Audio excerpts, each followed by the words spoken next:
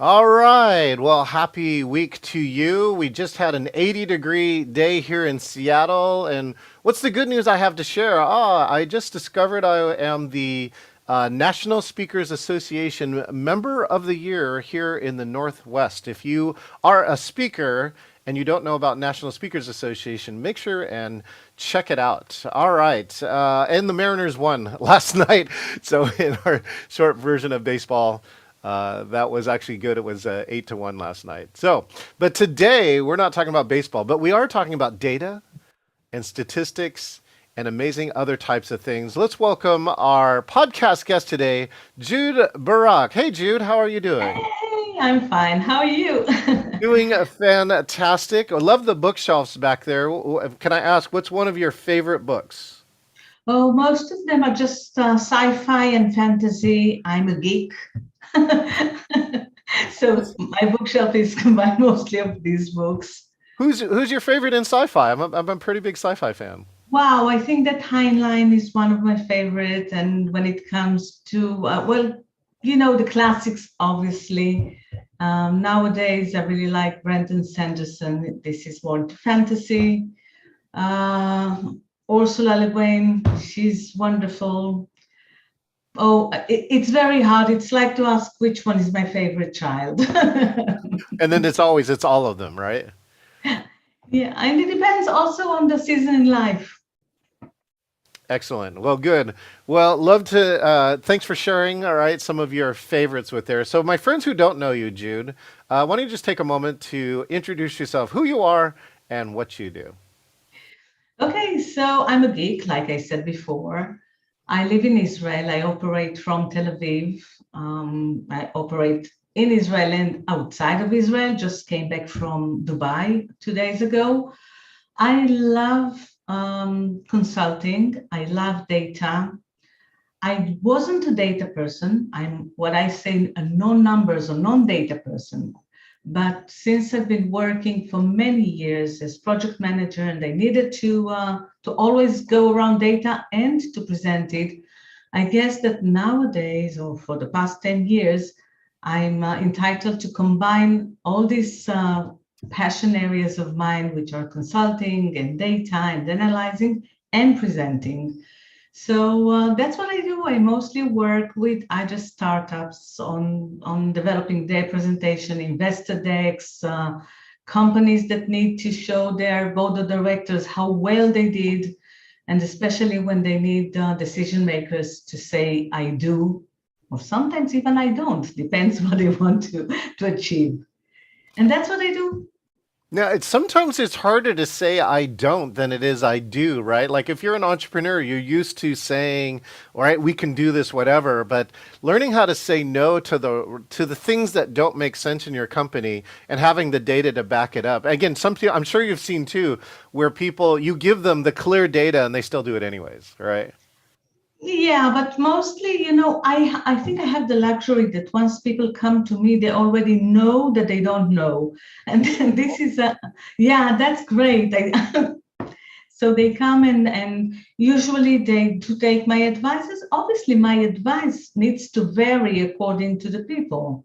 After all, it's their data, it's their business. So many times I need to just understand what their needs are and to show them how to get their results, even if sometimes I think that maybe it's not the right decision they want people to make, but after all, in this case, they know what they want. So my experience in presenting data, I did get to meet Edward Tufte while I was at Microsoft, Wow.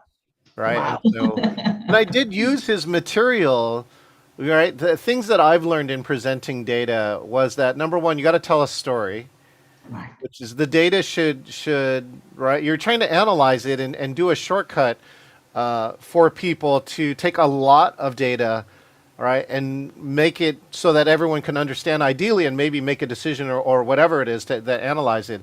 Those were some of the things that I learned, and I definitely took the less is more approach in terms of charting or graphing. But I'd love to curious, Jude, what are some of the key things that you do or that are unique to the way that you present data?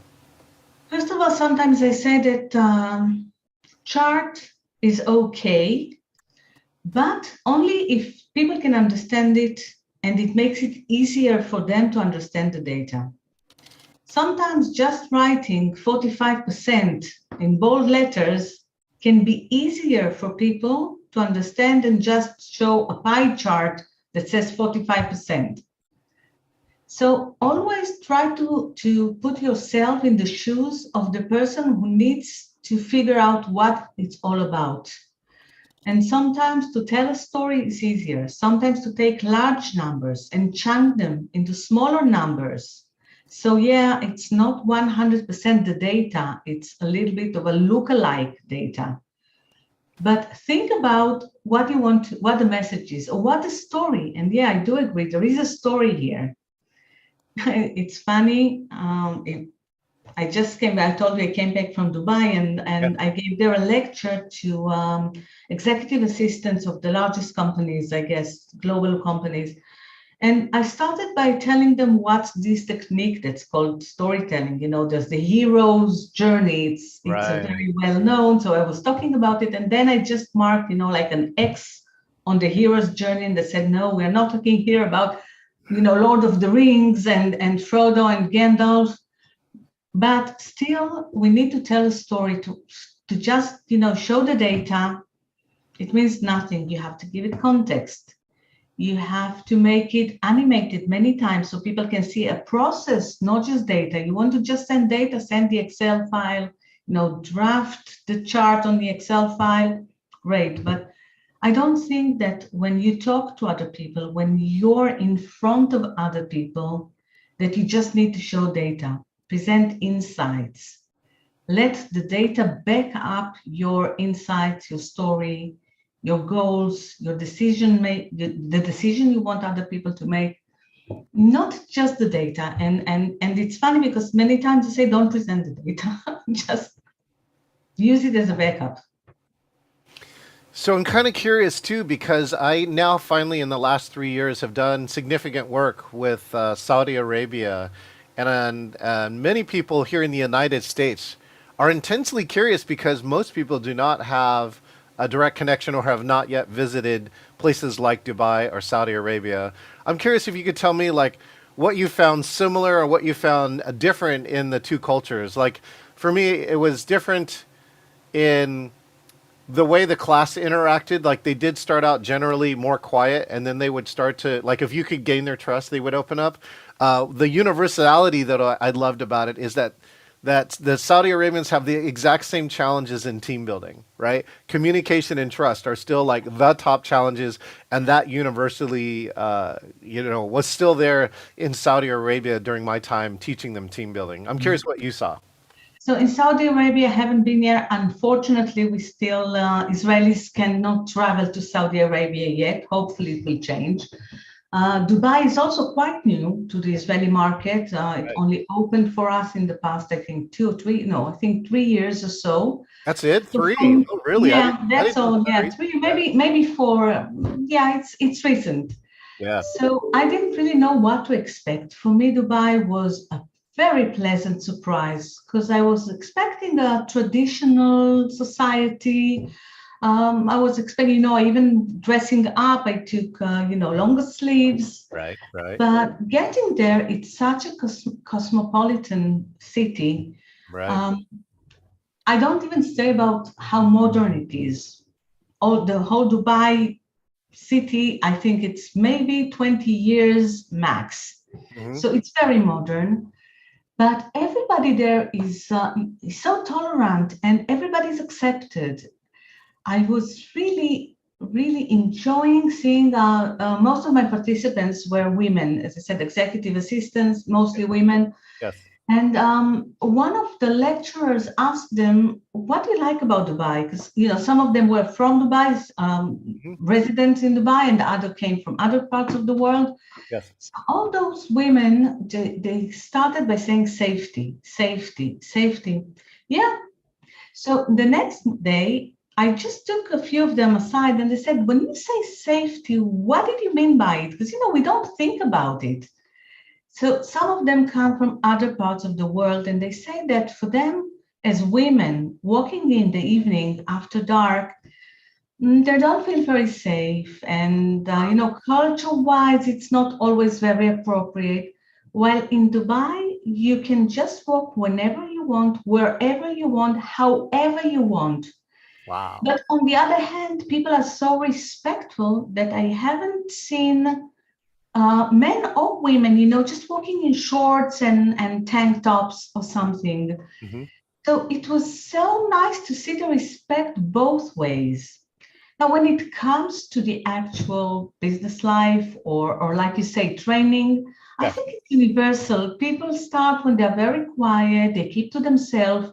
And after a few hours together, they start joking a little bit and start sharing their experiences. Yes. On the second day, we can already talk about challenges that people have. But this is, I guess, everywhere. I have a feeling that if you do it in, I don't know, Shanghai, and then in Riyadh, in Jerusalem, or in San Diego, or New York, it will be almost the same. Just the time might change. Maybe in some places it will take a little bit longer, but at the end, people will share. Oh, it's striking that safety is really one of the key parts. I do know that Dubai is definitely one of the most more modern in that area. Some people have been calling it kind of like the Las Vegas of the Middle East because of how much newness is there. But it's great to see the newness and ideas come into its openness of new cultures and outside and other types. And again, things like this for safety, I think are key. So that's a great piece too. It's again, if you've never been there too, and that's your first response to it. My very good friend Linda Botts had traveled there, and she was one of the first to refute. Like also traveling into those countries as a woman, you have a lot of questions, and she was the first to say, "It's like going, I've never been to a place more respectful, more amazing, more welcoming." Right? It goes like, I think America could take a couple lessons, right? Oh From yeah. Oh yeah, yeah. absolutely. All right. Yeah. Yeah, but again, I was overwhelmed at how non-traditional this place is, and yet people tend to respect the traditions. I don't know how to even explain it exactly. Well, for me, I can tell you too, it's just watching how they have integrated their culture into everyday life. So for instance, like every hotel room has a directional sticker that will tell you which direction the sun is for prayer, right? Yeah, Another yeah. one is that when you go to like a little strip mall, they have a prayer mat that can be rolled in so it stays dry and then can be rolled out, right, if it is dry, so that you can do that. And so I don't, even here in America, I don't think really religion is supported to the level like it is because it's law there, right, in that country. And so I thought there's unique ways that we don't normally see, at least here in America, for ways to support their beliefs and their religion. Yes, and also, again, it was surprising, and I really liked it that at some point, we are used to having coffee break or lunch break, Right. and there at some point there was a prayer break. Have to have mandatory. So yeah, and it was so well accepted, everybody, oh sure, I mean, yeah, we'll have coffee now instead of later because now it's a prayer time. That's right. So yeah, and it was so naturally integrated within the conference, and Hmm. yeah, I think that it's a very interesting place to go to, and I can't wait for the next time to be invited to give a speech there. Yeah, and the way it was organized, and the way they welcomed me over, and the car taking me from the airport, and the suite, and Oh the yeah. attention to Wow. details. Yeah, and how are you going to, and have you arrived safely, and do you need anything? So it was really, really very, for me, it was a great experience. Can't wait for the next one. Well, love the hospitality, and let's go to another foreign country, which is the world of virtual and online, right? Which was Yeah. definitely foreign to a lot of people. I'm curious about what have you seen in the last 3 years that are like the best practices or the best virtual or hybrid meetings you've seen in the last 3 years. Okay, so first of all, like you, I started with virtual workshops or training long before COVID. I Hmm. think that Zoom was maybe it's how long? About 7 years, 8 years, 6 years, something like this. So I think I started on Zoom and I thought, wow, that's the platform that's made for me. I don't need to go look for parking, spend hours on the road. I really enjoyed it. So when COVID hit and everybody found out about Zoom and other platforms, of course, for me, I felt very comfortable so I could even help others in moving to this platform. Well, obviously, I like it, but when it's mistreated or misused, that's terrible. I think that many times people think that if they're on Zoom, it's like, okay, so I'm at home. I can eat now. I can just, lay back on the sofa, chat with my somebody else over there. And this is something that for me, it's very disturbing. How do you feel about it?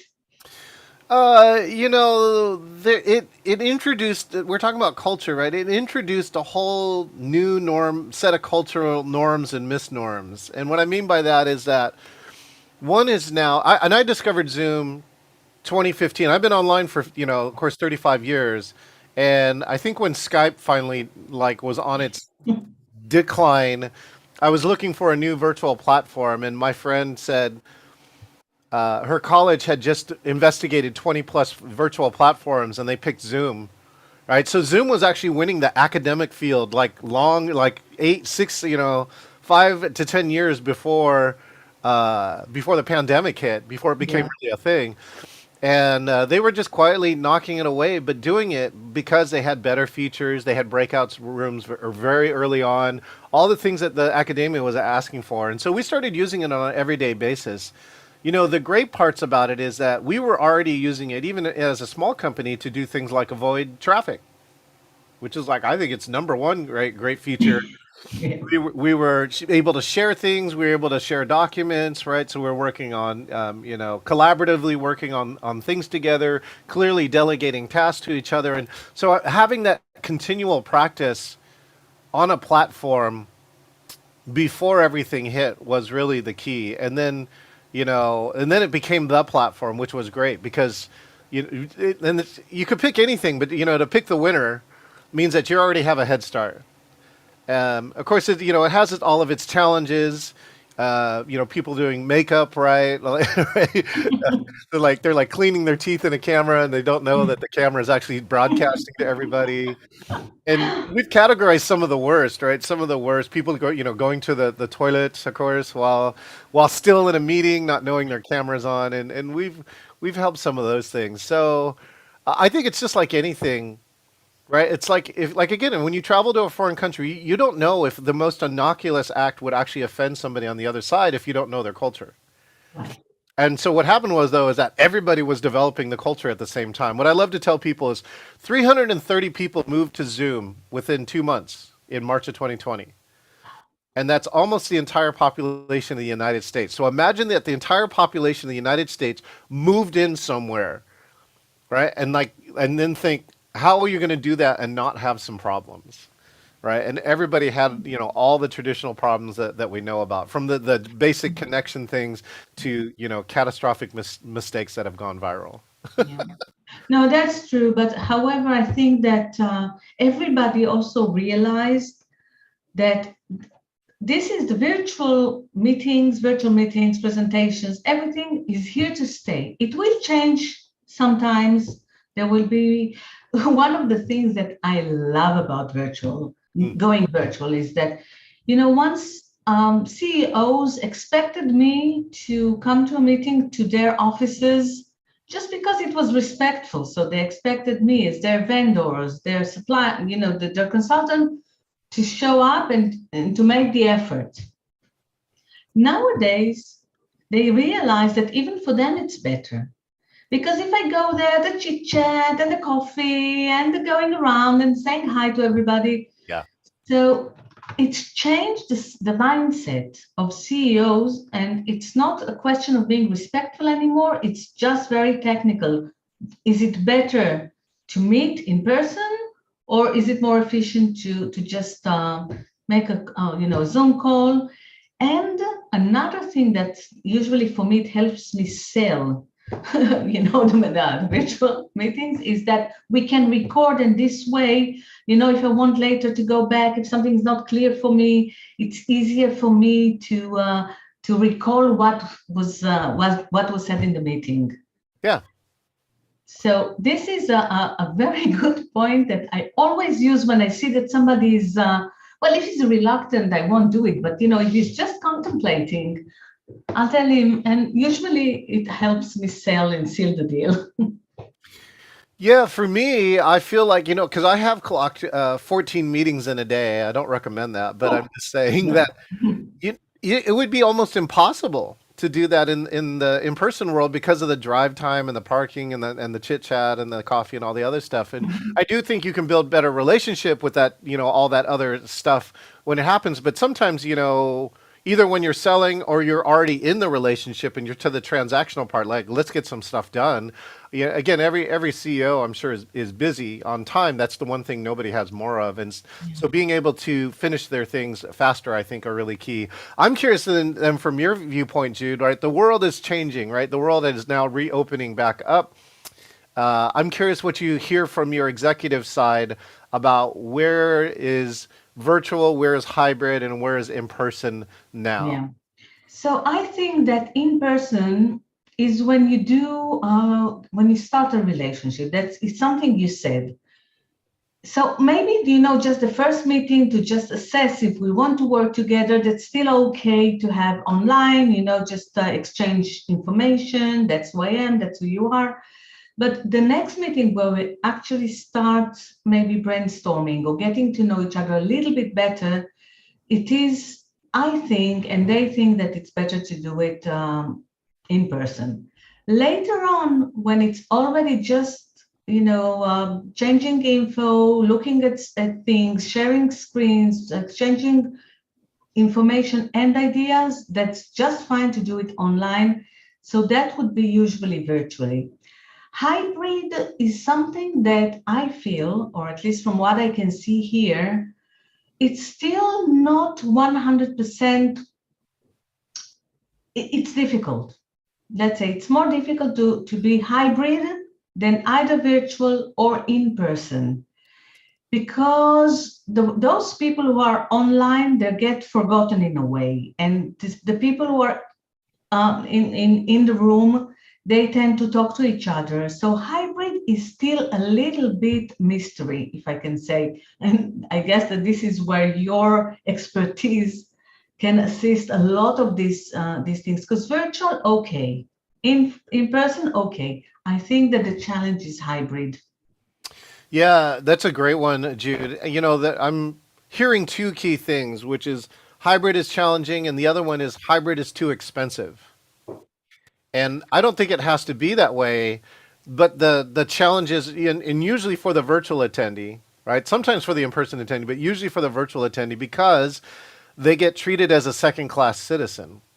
And what I mean by that is that some meetings run all the way through and they forget there's even a virtual audience, right? So you need a skilled host or facilitator or presenter who's going to change their style slightly to remember there's a virtual audience, right? You have to pay attention back to the same things like chat or whatever else that you have.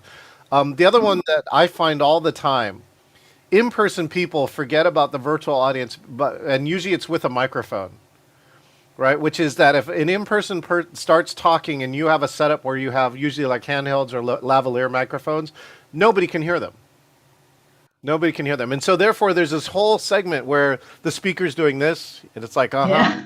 all right. And it's like that person's on mute, compared to everyone else. And so you just lose a whole context. And I find it's one of the most requested things when I'm a virtual MC is for them is going, Micah, repeat the question, Micah. And then the speaker, right? Even though we coach them all, most speakers, probably 80% of the speakers are not like hybrid forward, meaning that they remember to repeat the question in a way that the virtual audience can understand. And then I'll even to give an auditory clue saying, right, is that we're taking a question from the in-person audience. They don't have a mic, but so I'll repeat the question.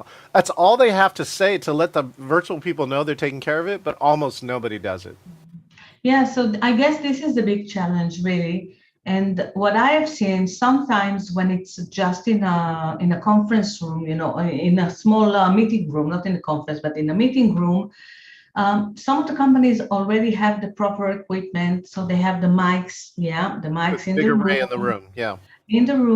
and even more than one screen when different people can see the virtual audience. And nowadays, I think that at least Teams, and I think that Zoom as well, enables you to sit everybody together. Oh, right.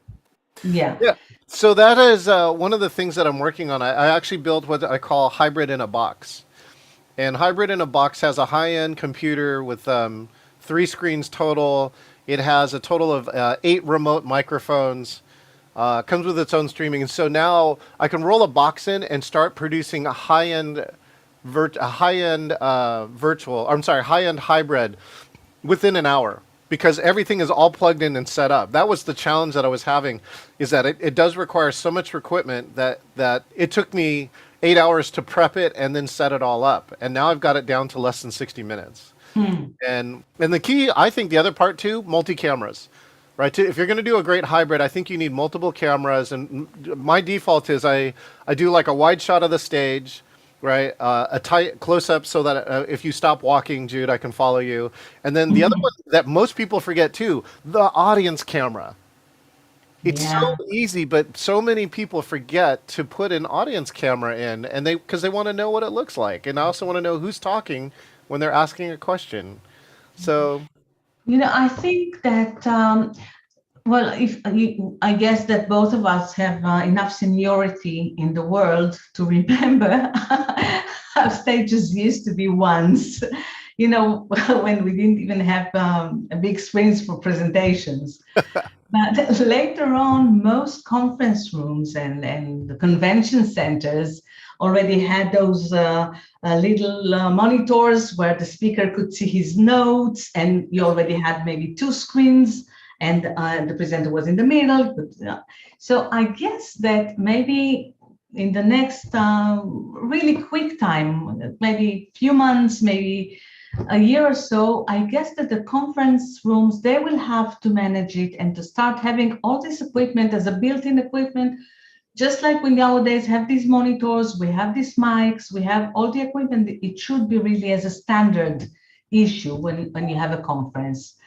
The problem might still be in the corporates because they tend to have nowadays a lot of meetings, whether are smaller meetings or larger meetings.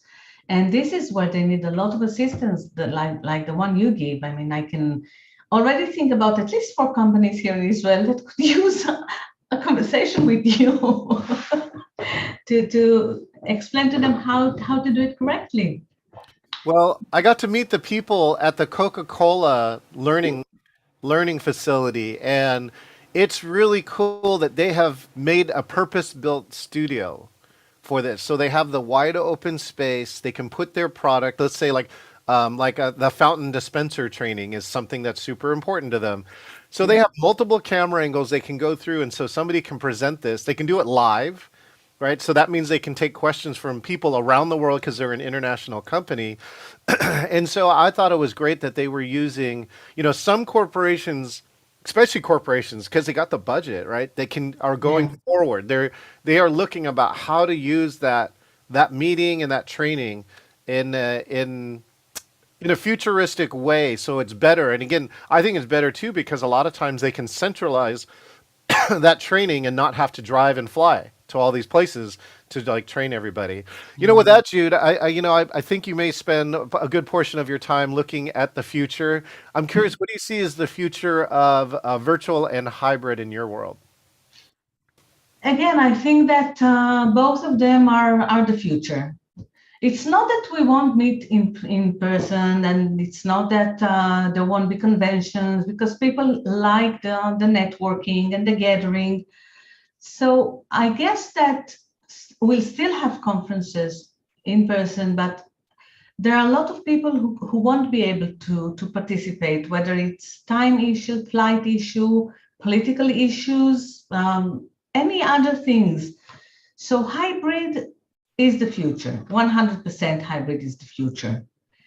It's like a little bit when I talk about AR, not AI, AR, virtual, I forgot now the name, when you see things through those lenses. Augmented reality, AR. Augmented reality, exactly, I'll AR. take future tech for 400. Back to you, Jude. Yeah. So AR, it's still developing, and people at the moment still, they just look at it as something futuristic. But at some point, it will also be a part of the virtual and hybrid and world, because many times we'll need to see things that are not just two-dimensional, but augmented reality. I have seen, luckily I work a lot with startups, and I have this, again, it's a love of mine to see what they're developing. And so I saw, with my own eyes through lenses, how a doctor performs a surgery, a robotic surgery, and he has people around him who are watching, learning, and even commenting on different locations while he's performing this surgery. So if you ask me what the future is, this is part of the future.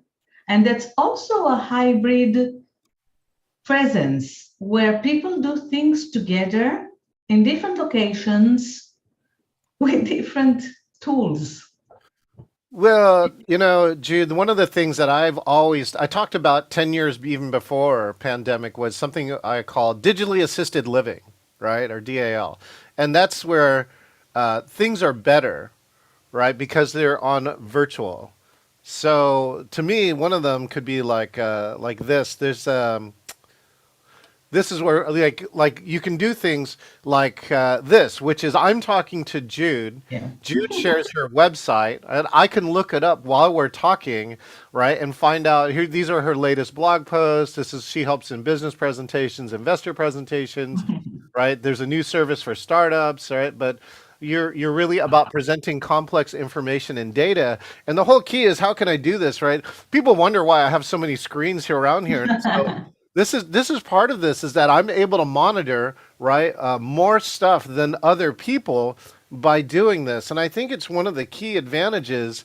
It's the short version of digitally assisted living is right now is that you can get more information while you're meeting, and then augmented reality just says that you can do it in anywhere in the world, not just in your setup, right? Obviously, I have a hard time doing this while I walk around, but in augmented reality, that you could be getting this type of data all the time. So this is a good question. Then I would love to hear a great story about you. You present complex data, right? Information and data. And I just love to hear a story about what was like one of your biggest challenges and how could you simplify it? So of course, like things in Tufty that I learned is like one of the famous ones is Napoleon's army. There's this massive chart that shows the decline of Napoleon's army, Yeah. right? Visually. And they're actually showing, I think they said like 15 to 20 different axes of data. The easy Wow. one is the size of the army, but and then it was over time, right? Like there was one section where this group split off and then it disappeared to zero, and we're like, what's that? Well, the story was that half of his armies chose to try and take a shortcut across a frozen lake, and the frozen lake cracked underneath their weight, and they lost the whole army. And so, those were the interesting things. So I'd love to hear, how a great story about how you took some challenging or complex data and really tried to find a way to tell that story. Yeah. So I will tell it's very simple, but I think that most people can relate to it. P&Ls and budget versus allocations or Yes. what's really being done. So I had this accountant, and the person who hired me was a CEO who told me he always gives me so much information. I just want the bottom lines. I want to understand if we're doing well or we're not doing well. I don't really care about all the nitty-gritty. So now I have to sit with this accountant who has this P&L over, year over year, month over month, and this is important and that is important. And no, but he has to know how much we paid for that specific project or whatever. And I know that the CEO doesn't care about how much is paid specific. Now, just getting him to change his mindset and to understand that not everything is as important. And that sometimes it's easier to start with the bottom lines. And then if the CEO will want to know anything else, he will ask and we can prepare. And I said, the CEO doesn't limit you the number of slides you can use in a presentation. So we can start and we can have the other slides in case you need them. You can always present them. I showed him how we can, switch between slides and do a non-linear presentation. So at the moment, it's the time where he sends me the reports. He doesn't even speak to me. He sends me whatever he has, and he say, what needs to be done with it. and yeah, but a report of, I think he had there about 20 columns and about 30 or 40 rows in Excel. That's what he used to, just copy and paste it. And now he has just a few boxes I just need to change the numbers and automatically they change. And I have one chart that just shows that was what we expected. This is what actually happened, and that's it. And it's animated. So if he asks me to, I said, which month do you want to talk about? Right. Okay, so this is the one that you'll have to click, talk, and then click next, and the rest of them will come after it. And he's so used to it now that he says, it took him a while, but it took him a time to say, I never thought that it should be so simple. And that's right. That's where the value is taking complex data sets, making them so simple. In the end, right? Many CEOs have to make a decision they should make decisions off of less, key performance indicators, not more. You get too many and you can't keep track of them all. So again, and these are also the very detailed people who need everything. So I said, okay, I understand. Yeah, you do need the details. That's why you have this wonderful Excel. But when you talk to other people who don't know the numbers that well as you, and they don't have the time to start, just researching the numbers, right. Give them the bottom lines, give them the insights. Yes. If they'll need more information, they will ask you for it. Or you can send it to them later. We know, John, because we attend the same conferences and everything, that nowadays we can have one PowerPoint that can also become as a, with the speaker notes, you're using the speaker notes, but we can actually prepare reports there. And all the data that needs to be done, just, okay, I'll send you a PDF with all the data, whether it's before, whether it's during or after. And a lot of people now, even the CEOs themselves, they know, somebody told them that they need better presentations. So that's why I say I'm lucky, because usually when they get to me, somebody already told them, no, it can be this way. When it comes to startup and investor, the problem with startups is they usually, they have two types of problems. So one challenge is to have the actual numbers. They go to market potentials and they show the larger markets that have nothing to do with their actual product. So we need to work on the data itself. But investors, they don't have the time to start reading all those things, all that information and all those surveys. They want you to read them, you as the entrepreneur. They just want to see that there is a CAGR. They just want to see that there's a potential. And especially they want to see that you've done your homework, that you know what you're talking about. So this is one when they have too much information. The other ones are the ones that, they ask them, what's the business model? Yeah. B2B. Okay, B2B. So, and how are you going to make money exactly? And things like this. So this is one way of, it is complex information, it is complex data, and we have to make it simple enough for an investor to say, okay, I'm interested. Once the investor is interested, that's it. You don't need a presentation. Now you need to start working on numbers, on demos, on whatever. In the corporate world, one of the things that people don't treat as data is many times it's tenders, when they have to go now and bid, and they have these large tenders, And what they usually do, they'll send their business presentation. Yeah.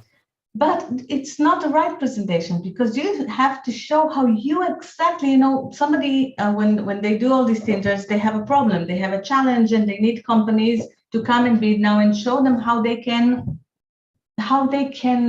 address this challenge. Yeah. So your presentation, if you want to be the person to get this job, you have to show them why you are exactly the right person for the job. Meaning, you need to show success stories or to show how you address these issues. What are your suggestions? But very specific to what you were asked to do. And this is also complex information. Many times it's engineering. So you know what engineers do. They start putting these schematics and they show drawings that nobody understands but them. Yeah, when you be able to already sit with the engineer, that's fine. Just open the big sheet of whatever, and both of you speak the same language.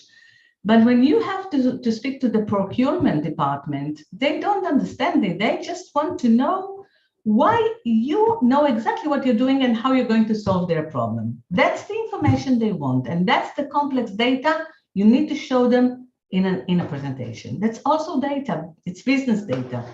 All right, Jude. Well, we'll take our complex information and see if we can simplify it. If you want people to remember only one thing from this interview, what do you think is the one thing you want them to remember, Jude? So one for me, one for you. For me, I want to remember the data is not just numbers. The data is more than numbers. It always needs context, and it needs to be presented for those people who have no idea about the data. And for you, I think that hybrid is the challenge. And this is where people need a lot of assistance and a lot of John Chen time. Jude, you'll love this. One of my, I'll share one of the facts to help support what you're saying, which is that accessibility of the virtual part of hybrid. In one of our conferences, 539 people registered virtual. There were 950, in person. But the virtual they said, without this virtual, we could not be here because of the budget. You know that I'm supportive of it because you know that I've attended twice the conference where you were the MC for the virtual world. One I was in person, that was in Florida. That was the presentation summit. Yes. In Florida. And I was in person, and I had this FOMO of not being in the virtual world because everybody said what John is doing there, and we were trying to understand what's going on. So the next year I didn't come to where was it? I think it was maybe in San Diego, or doesn't matter. But I stayed at home.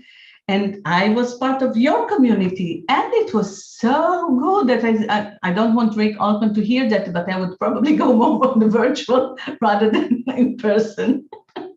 Well, they're going to have both again this year. And we'll give a shout out to our good friend Rick Altman, betterpresenting.com/summit. Yes, I will be the virtual MC. And yes, Jude, for the first time this year, because he split, I'm actually going to be able to attend the in-person before the virtual. And one of the things I'm going to do is most likely make some virtual backgrounds like this from the in-person site and bring them to you, the virtual, if you are going to attend virtual. So yeah, I will attend virtual this year. Even if I would, I can't make it on those dates. But yes, that's a wonderful idea. And just curiosity on this, the virtual art, the speakers going to actually talk to the virtual world, or are these going to be some of the recordings? How is it going to work? This is a great sidebar, Jude, because we know Rick. Rick really strives for excellence, which I love. And for 2 years, he really worked on simultaneous hybrid. Yeah. And in the end, he came away with two factors, which is the way he wanted to do it was expensive. And with the format of his conference, it wasn't enough. Like, you need a big enough virtual audience to justify all that tech. All right. And the second one, he says, he just felt like you had to compromise both experiences and not get the best out of it. So he's doing in person, not recorded, right? It's going to be live. It's a smaller venue. And so there's a bunch of things that are around that. And now this means that he got his presenters, though, to present twice. And so now everyone who's presenting virtual will be completely virtual. So yeah, Wow. they have to talk to virtual, Jude. They're only That's can talk wonderful. to I mean, virtual. it's so Rick Altman, really. I mean, this is a kudos for him. He's so professional and he really wants the best for whoever attends the meeting. I Yeah. can't, yeah, I can't wait to see the result of it. And let's find out. I think, because we've had a couple friends who said hybrid might be the worst of both worlds. And so maybe Rick's version of splitting this might actually optimize both experiences. I don't know, but we're going to find out. Yeah, but still, I think that you have plenty to do with the hybrid because, again, you asked me, and I think that this is going to be the future, whether Yes. it's small meetings or large conferences. And then I'm sure that, the challenge can be met, and you already found some very good solution for it.